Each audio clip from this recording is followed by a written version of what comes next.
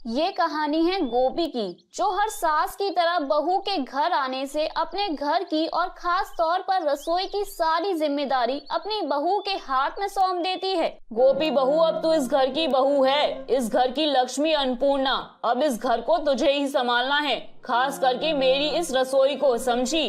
तो ये सारी जिम्मेदारी अब तेरी है। अब तुझे बखूबी निभानी होगी अपनी जिम्मेदारी। हाँ, घर तो ठीक है, पर रसोई। ममता तो अपने दिल की बात अपनी बहू से कहकर चली जाती है, पर बेचारी गोपी रसोई की जिम्मेदारी और रसोई को देखकर परेशान हो जाती है। बेचारी गोपी कर भी क्या सकती थी, अब घर की बहू है तो जिम्मेदारी तो उठानी ही पड़ेगी। यही सोचकर गोपी भी अपनी जिम्मेदारियों से मुंह नहीं मोड़ती और घर की जिम्मेदारी उठाने को तैयार हो जाती है। अच्छा मम्मी जी, मुझे ना समझ नहीं आ रहा है कि रात के खाने के लिए मैं क्या बनाऊं। अरे बहू, अगर तुझे समझ नहीं आ रहा तो मुझसे पूछ लेती। मैं भी तो इस घर की बहू हूँ और तेरी सास। एक काम कर, आज ना तू पराठे बना ले, वैसे भी बहुत दिनों से बने नहीं हैं। अरे मम्मी जी, आपने तो मेरे दिल की बात ही कह दी। मेरा भी ना आज पराठे बनाने का दिल कर रहा था, बस थोड़ा सा घबरा रही थी कि कहीं आप नाराज ना हो जाएं। अरे बहू, भला मैं क्यों नाराज होने लगी? मैंने तो खुद तुझे इस घर की जिम्मेदारी दी है ना, और ये घर अब तेरा ही है। तेरा जो दिल करे तू वो बना, और हाँ, हम सबको भी खिला। तू ज्यादा मत सोचा कर। अब क्या था, परमिशन मिलते ही गोपी रसोई में चली जाती है और घी में पराठे बनाने लगती है। घी में पराठे बनाने के साथ ही ममता की नाक में घी की महक चढ़ जाती है और ममता गंदा सा मुंह बनाते हुए रसोई में आती है। हाय हाय बहू, पराठे बना रही है? अरे ये क्या बना रही है? पूरे घर में बदबू बदबू फैला दी है तूने। मम्मी जी, आप जिसे बदबू कह रही है ना, वो बदबू नहीं, घी की खुशबू है। घी के पराठे खाकर देखिए एक बार, मजा ना आ गया ना तो मेरा नाम बदल देना। अरे बहू, तेरा नाम बदलकर मुझे खुशी नहीं मिलेगी, पर तू पराठे में घी न लगाकर रिफाइंड लगाएगी तो मुझे खुशी मिलेगी। पूरा घर महक रहा है, धुआं धुआं कर दिया है तूने तो। अब बंद भी करेगी ये घी के पराठे बनाना? अब बता के क्या फायदा मम्मी जी, पराठे तो बन गए हैं। मैं आगे से ध्यान रखूंगी और आपके लिए ना बिना घी के पराठे बनाऊंगी। अब तो खुश है ना आप? क्या इसका मतलब मुझे आज एक घी के पराठे खाने पड़ेंगे? हे भगवान, मुझसे तो सांस भी नहीं ली जा रही है। ये पराठे कैसे खाऊंगी मैं? मम्मी जी, आप पराठे नहीं खाना चाहती तो कोई बात नहीं है, दिन की रोटी रखी है, आप वो खा लीजिए। इतना बोलकर गोपी खुद पराठे लेकर बैठ जाती और मजे से खाती। अपनी बहू को मजे लेकर घी के पराठे खाता देखकर उसका मुंह बन जाता। अब इसी तरह गोपी रोज घी में पराठे बनाती और मजे लेकर खाती, तो वही ममता को घी में भरे पराठों की बदबू आती और सभी सास की तरह ममता भी गली की औरतों के साथ बैठकर अपनी बहू की चुगली करती। अरे रज्जो बहन, क्या ही बताऊं मैं तुम्हें। तुम्हारी बहू को तो पता है कि घर कैसे चलाते हैं, तभी तो तेल में पराठे बनाती है। एक मेरी कलमुहिनी बहू को देख लो, ये जानते हुए भी कि मुझे घी की महक बर्दाश्त नहीं होती, फिर भी पराठों को घी में तलकर बनाती है। अरे ममता बहन, ये तो हर घर की कहानी है, और तुम खाने दो ना अपनी बहू को घी में बने पराठे। आखिर कब तक खाएगी घी में बने पराठे? एक न एक दिन तो घी खत्म होगा ही ना, फिर तुम लाकर ही मत देना, फिर देखते हैं कैसे खाती है घी में बने पराठे। अरे मैंने तो गलती ही कर दी घर में घी लाकर। अब तो मैं बस भगवान से हाथ जोड़कर प्रार्थना कर रही हूँ कि जल्दी से घर में घी खत्म हो, ताकि मेरे घर में घी के पराठे बनना बंद हो।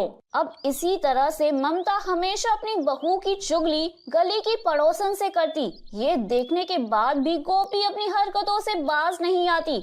अब ऐसे ही समय बीतता है और आखिरकार वो दिन आ ही जाता है जब घर में घी खत्म हो जाता है। मम्मी जी, रसोई का सारा सामान खत्म हो गया है, ना नमक है, ना मसाले, ना ही घी। मैंने लिस्ट बना दी है, आप शाम तक ना सारा सामान ले आइएगा। क्या घी खत्म हो गया? अरे बहू, अगर तू घी में इसी तरह पराठे डुबो कर खाएगी तो घी तो खत्म होगा ही ना। और मैं घी भी इसलिए लेकर आई थी ताकि मेहमान जब आए तो उन्हें रोटी पर लगा कर दे सकूं, पर तेरे आगे से बचे तब ना। जब तो मेहमानों के मुंह में लगे। क्या मम्मी जी, आप तो ऐसे नाराज हो रही हैं जैसे कि मैंने घी नहीं बल्कि घर में रखा सोना खा लिया है, और एक घी ही तो था। मार्केट जा रही हैं तो फिर से घी ले आना। अरे माफ कर तू बहू मुझे, मैं तो कब से इस आस में बैठी थी कि कब घर में घी खत्म हो, और जब घी खत्म हो ही गया है तो मैं घर में घी वापस लेकर आऊं। हरगिज नहीं, वो गलती मैं दोबारा कभी नहीं करूंगी। पर मम्मी जी, आपको छोड़कर घर में हर कोई घी खाता है। मेरे बारे में नहीं सही, बट अपने बेटे के बारे में तो सोच लीजिए ना। अरे मेरी प्यारी बहू, मेरा बेटा बिना घी के भी रोटी खा लेता है। अब तू भूल जा कि इस घर में कभी घी भी आएगा। ममता को जब पता चलता है कि घर में घी खत्म हो गया है तो मानो उसकी खुशी का ठिकाना नहीं रहता, और अपनी ये खुशी की वजह वो अपनी गली की पड़ोसन को बताती है। अरे रज्जो बहन, आज न मैं बहुत खुश हूँ। तुम मेरे साथ मार्केट चलो, मैं तुम्हें रास्ते में सब बताती हूँ। अरे ममता, आखिर ऐसा भी क्या हो गया जो तुम इतनी उछल रही हो? रज्जो बहन, तुमने बिल्कुल सही कहा था, एक दिन तो घी खत्म हो ही जाएगा, और जिस दिन घी खत्म होगा उसी दिन मेरी परेशानी भी। आज ही घी खत्म हो गया, और अब तो मैं घर में घी लाने से रही। अब देखती हूँ मेरी प्यारी बहू कैसे घी में पराठे बनाकर खाती है। ममता की खुशी का ठिकाना नहीं रहता, और वो रज्जो के साथ मार्केट जाती है और पर्ची पर लिखा सारा सामान लेकर आती है। तो वहीं दूसरी ओर गोपी भी अपने पति को फोन करती है। सुनिए ना, घर में घी खत्म हो गया है, तो आप शाम को घर आते हुए देसी घी का डब्बा ले आना। अरे यार गोपी, घी का रेट बहुत बढ़ चुका है, और हमारे घर में कोई इतना खास घी खाता भी नहीं है। मैं नहीं लाने वाला कोई घी का डब्बा, रहने दो। अगर खत्म हो गया है घी तो कोई बात नहीं। अच्छा, तो इस घर में वही चीज आएगी जो आपको और आपकी माँ को पसंद होगी। रखिए फोन, देसी घी तो मैं मंगवा कर ही रहूंगी, चाहे आप लेकर आए या ऑनलाइन ही घी घर में आए। इतना बोलकर गोपी गुस्से में अपने पति का फोन रख देती है और अपनी माँ को फोन करती है। माँ, मेरे ससुराल वाले तो बहुत कंजूस हैं, तुम जानती हो ना, बिना घी के खाना हजम नहीं होता है तुम्हारी बेटी को। अपनी बेटी के लिए एक देसी घी का डब्बा भिजवा दो ना। अरे बिटिया, बड़े कंजूस हैं तेरे ससुराल वाले। मैंने तो सोचा था शहर में रहकर शहरी होंगे, पर ये तो हम गांव वालों से भी ज्यादा गरीब हैं। अरे मेरी बिटिया, तू फिक्र ना कर, मैं तेरे लिए ना गांव का देसी घी बनाकर अपने हाथों से भेजूंगी। उसकी खुशबू 4 गली तक पहुंचेगी। आराम से खाना मेरी बच्ची। माँ, गांव में रहकर भी ना तुमने ये दिखा दिया कि एक माँ को ही अपनी बेटी की फिक्र रहती है। पर माँ, घी ना जरा जल्दी भिजवाना। हाँ? अरे हाँ मेरी बिटिया, फोन रखने के साथ ही भिजवा देती हूँ लाला के हाथ से घी। अरे शाम तक पहुँच जाएगा तुम्हारे घर। हाँ, और गांव से ससुराल थोड़ी ना ज्यादा दूर है। अपनी माँ से बात करके गोपी को बहुत अच्छा लगता है और वो घी का इंतजार करने लगती है। शाम तक गोपी का भाई उसके घर आता है और गाय का हाथ से बना देसी घी अपनी बहन को देकर वापस चला जाता है। अब अगली सुबह गोपी हमेशा की तरह घी में पराठे बनाती है। एक बार फिर ममता की नाक में घी की खुशबू जाती है और वो बौखलाते हुए किचन में जाकर अपनी बहू से कहती है, अरे बहू, घी तो खत्म हो गया था ना, फिर ये घी कहाँ से आ गया? और ये कौन सी कंपनी का घी है? इसकी बदबू तो पहले वाले घी से भी ज्यादा है। देखिए मम्मी जी, जैसे आपको बिना घी के रोटी पसंद है, वैसे ही मुझे घी के पराठे पसंद है। अगर आपको घी के बने पराठे नहीं खाने तो मत खाइए, पर मेरे खाने पर तो रोक मत लगाइए। इतना बोलकर गोपी अपने घी के बने पराठे अपने कमरे में ले जाकर अकेले खाने लगती है। अब समय यूं ही बीतता है और ममता हार मान जाती है। ऐसे ही एक दिन ममता के सर में दर्द हो रहा था और जब उसे घी की महक आती है तो उसे उल्टी होने लगती है और वो अपनी बहू के पास जाती है। अरे बहू, तुझे मेरी जान ही लेनी है तो ऐसे ही ले लेना। क्यों घी में बने पराठे बना बना कर मेरी जान लेने की कोशिश कर रही है? अरे मम्मी जी, मैं क्यों चाहूंगी कि आपको कुछ हो, बल्कि मुझे तो आपकी फिक्र सताती है।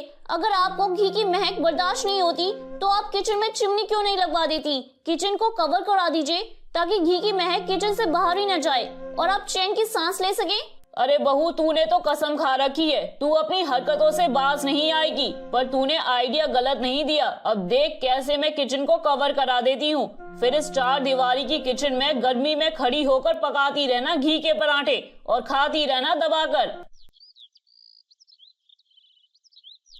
अब क्या था, ममता बिना कोई देरी किए किचन में चिमनी लगवा देती है और पूरा किचन कवर करा देती है। अपनी मॉडर्न किचन देखकर गोपी बहुत खुश होती है और खुद से कहती है, कितना सुंदर लग रहा है मेरा मॉडर्न किचन। आखिरकार मैं जो चाहती थी वही हो गया। थैंक यू सासू माँ, कितनी आसानी से फंस गई आप मेरी भोली सासू माँ। तो देखा दोस्तों, किस तरह गोपी ने अपनी सास की एक कमजोर कड़ी पकड़ी और अपनी रसोई अपने हिसाब से बनवा ली, वो भी बिना किसी को शक हुए। तो मेरे प्यारे दोस्तों, कैसी लगी आपको मेरी ये कहानी, मुझे कमेंट करके जरूर बताएं और अपने दोस्तों के साथ शेयर करें। अगर आपने मेरे चैनल को अभी तक सब्सक्राइब नहीं किया है तो नीचे वाले बेल आइकन को दबाकर सब्सक्राइब कर लें। तो मिलती हूँ मैं आप सभी से फिर एक नई कहानी के साथ। तब तक आप अपना ध्यान रखिए। बाय बाय दोस्तों।